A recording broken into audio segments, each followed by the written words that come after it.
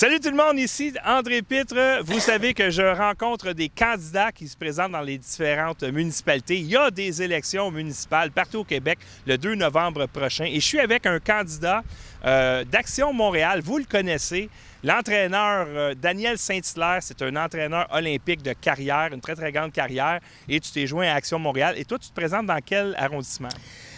Mercier, à Hochelaga-Maisonneuve, dans le district de Longue-Pointe. C'est où, là, le district de Longue-Pointe? C'est en face de la base militaire de Longue-Pointe. Donc, c'est l'est de Montréal. C'est entre Tétroville et Hochelaga. Et au nord, c'est Louis-Riel. OK, d'accord. Et évidemment, tu adores le sport, entraîneur olympique. Tu as entraîné, entre autres, Bruni-Surin. Donc, très, très connu. Tu as une carrière internationale. Et toi, tu t'es dit, le sport, c'est important dans une municipalité parce que ça a un effet bénéfique pour les jeunes. Parle-nous de ça un peu. Oui, écoutez, par exemple, je prends l'exemple de certains athlètes que j'ai eus qui provenaient de Saint-Michel, ou Montréal-Nord. Donc, ces jeunes-là, souvent, ils sont bien solides physiquement, ils sont très intelligents. Ces jeunes-là, souvent, sont recrutés par les chefs de gang, dans les gangs de rue. Donc, j'ai eu beaucoup d'exemples de gens au début qui venaient avec des automobiles volées, des choses comme ça, puis finalement, qui ont joint une autre gang, une autre bande d'amis.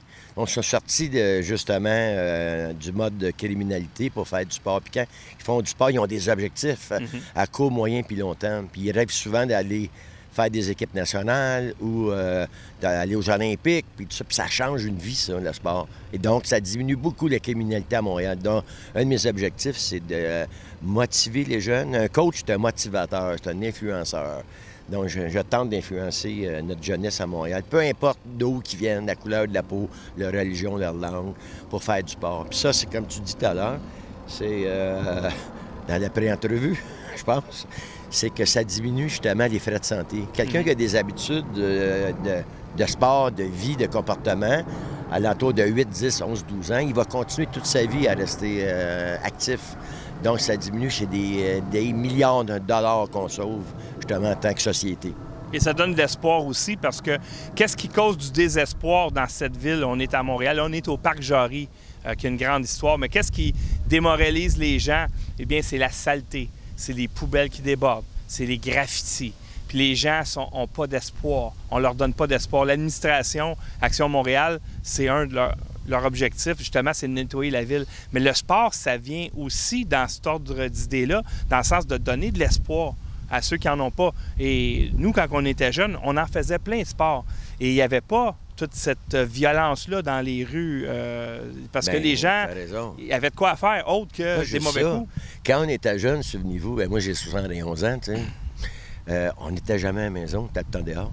Hey, nos parents étaient obligés de crier quasiment avec des mégaphones, des haut-parleurs. « Viens manger! » C'est parce qu'à 8 heures, on sortait, puis on revenait des fois à 6 heures. Puis moi, je me souviens, quand j'étais petit cul, il y avait le phénomène à Montréal du bonhomme 7 heures. Il fallait absolument revenir avant 19 heures. Puis je te le dis, j'avais peur. Je me cachais en arrière des arbres pour revenir chez nous. Bien, à Montréal, il y en a des bonhommes 7 heures qui existent pour vrai, c'est ça le problème. Oui, c'est ça. Il y a beaucoup de criminalité ici. Alors, on est au Parc Jarry.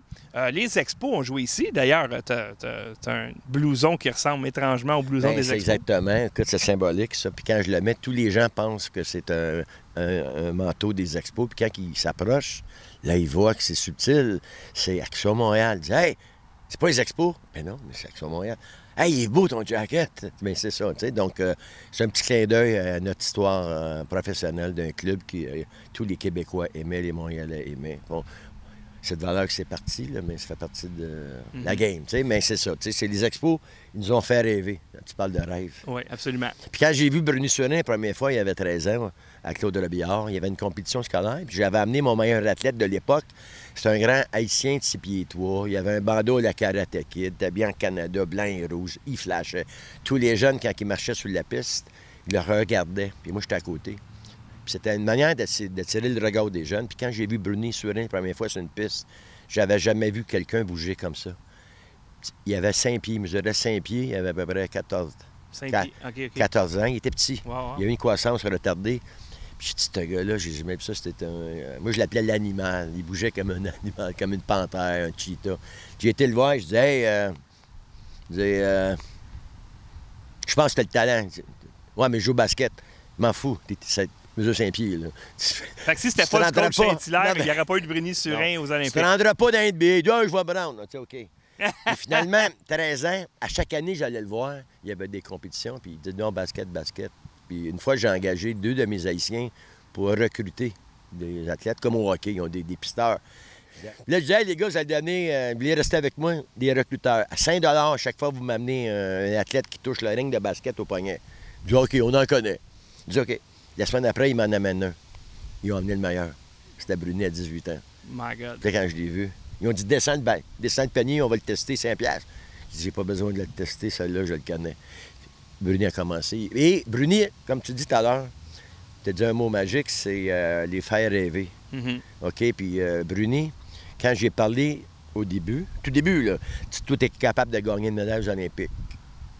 C'est-tu la différence entre lui et les autres?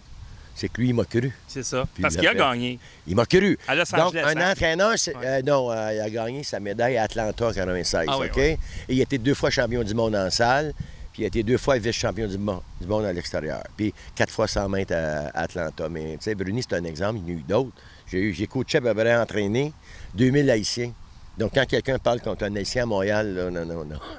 C'est grâce à eux si j'ai eu une carrière internationale. Merci, les Haïtiens. Et là, qu'est-ce que ça veut dire? On parle de sport, on parle d'Action Montréal. Concrètement, qu'est-ce que va faire Action Montréal s'ils sont élus par rapport au sport?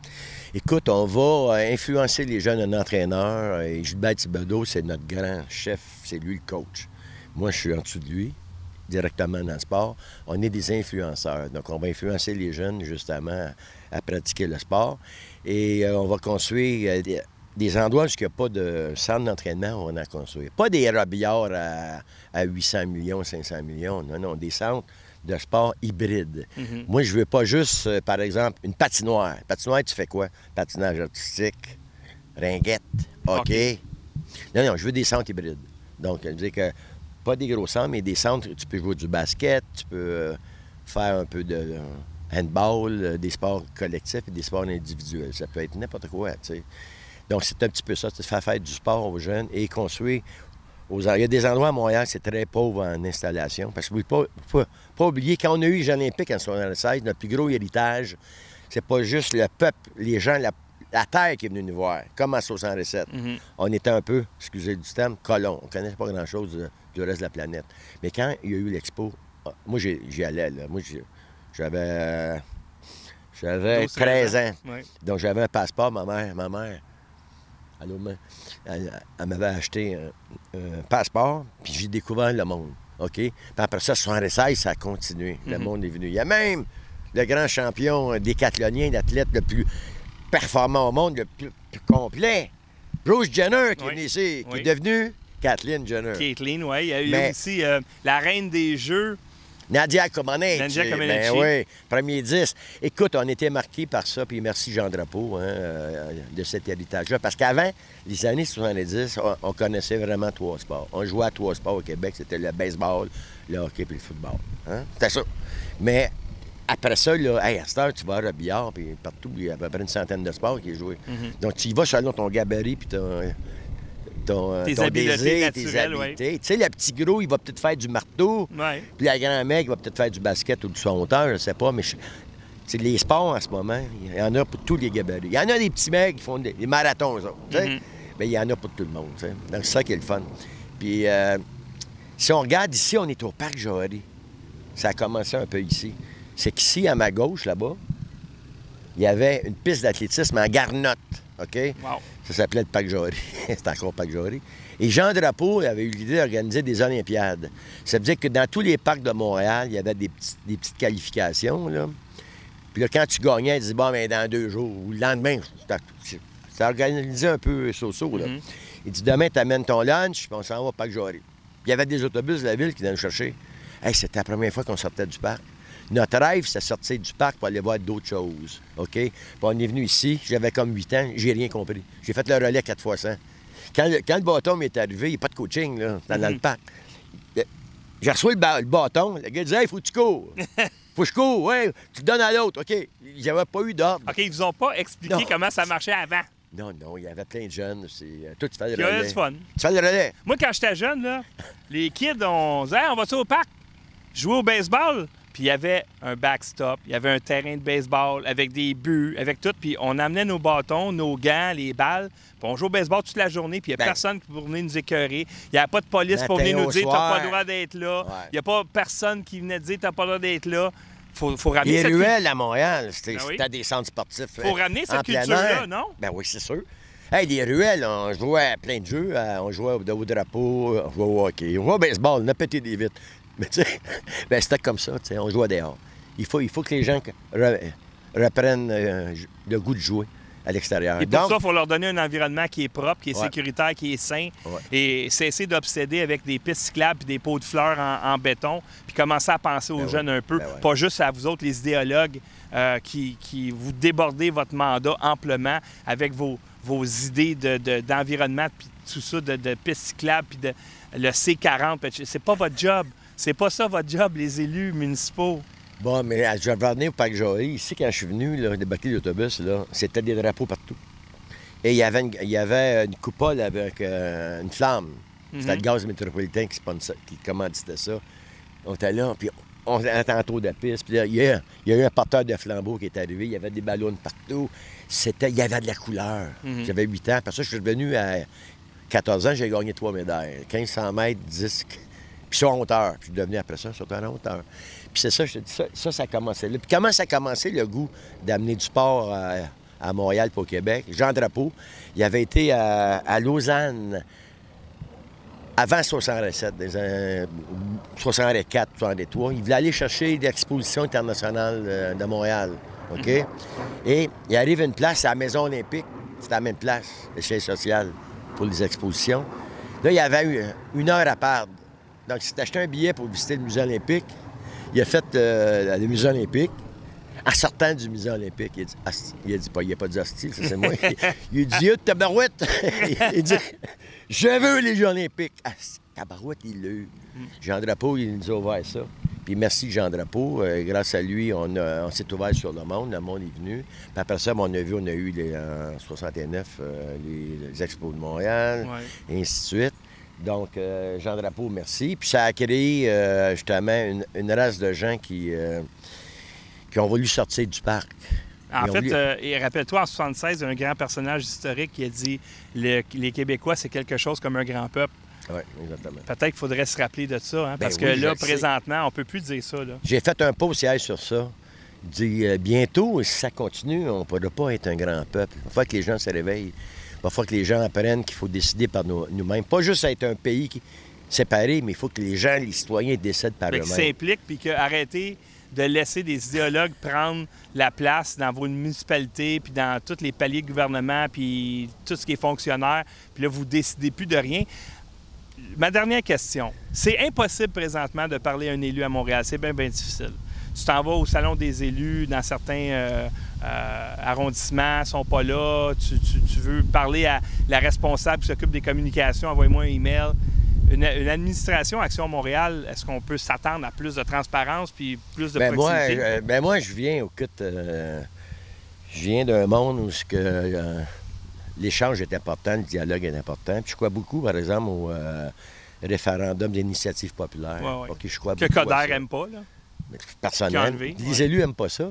Mais écoute, ça marche comme ça fonctionne comme ça en Suisse depuis 700 ans. Les gens doivent dire quelque chose. Ils doivent avoir la parole. Puis c'est sûr qu'Action Montréal, moi, j'ai une influence sur Thibodeau. J'ai déjà coaché, même Gilbert Thibodeau, en saut en hauteur. Il a battu mon record des vieux, des vétérans. Donc, j'ai une bonne influence sur Gilbert, mais c'est sûr que la parole va être donnée aux citoyens. On n'est pas là pour se servir, on est là pour servir. OK? Donc, hey, votez Action Montréal. Ou minimum, allez voter. 38 de la dernière fois. Il faut qu'il y ait 70 des Québécois. Vous êtes écœurés? Allez voter. Levez-vous. Absolument. Moi, je travaille 16 heures. Je vous demande juste de lever votre fesse, votre gluteus minimus et maximus, puis allez voter le 2 novembre 2025. Le 2 novembre, il y a des élections municipales partout au Québec. C'était Daniel Saint-Hilaire, le coach pour Action Montréal. Donc, merci, coach. Faites comme Bruni Surin qui m'a cru, croyez-moi. On va changer Montréal. On va revenir sur l'autoroute de la prospérité. Exact. Merci à tout le monde.